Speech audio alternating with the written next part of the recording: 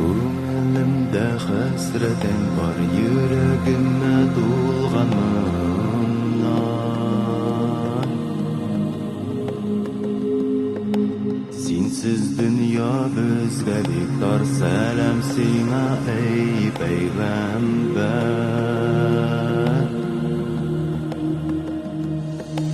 Аллаһның құдіреті белән дәваладың ауру жанны.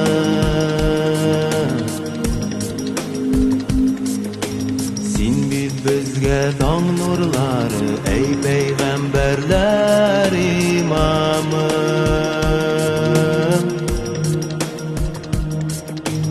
Әссәламу алейкә, эй Аллаһ илчесе. Peygamberler imamı,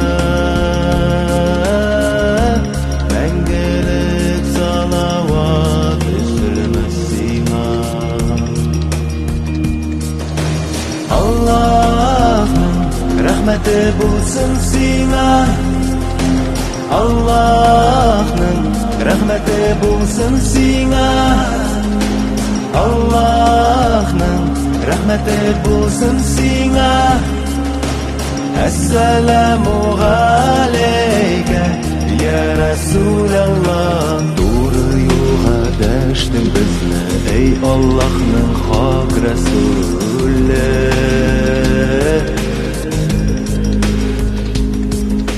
Şın күңелдән сөйем сине, ya Muhammed, ya Resulallah.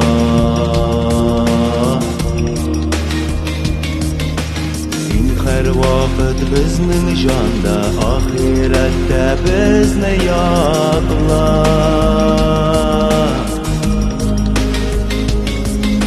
Sen ko'rkam din bilan kelding, ya Muhammed, ya Resulallah.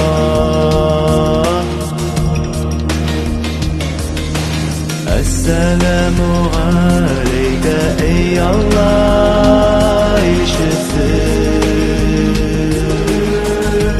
Peygamberler imamı,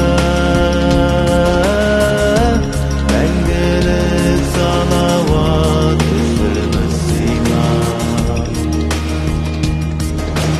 Allah'ın rahmeti bulsun сиңа.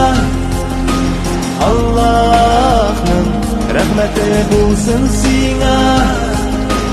Allah'ın rahmeti bulsun сиңа. Esselamu aleyke ya Resulallah.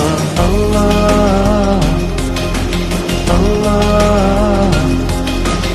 Allah, Allah, Allah,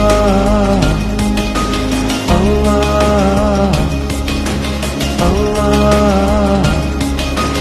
Allah, Allah.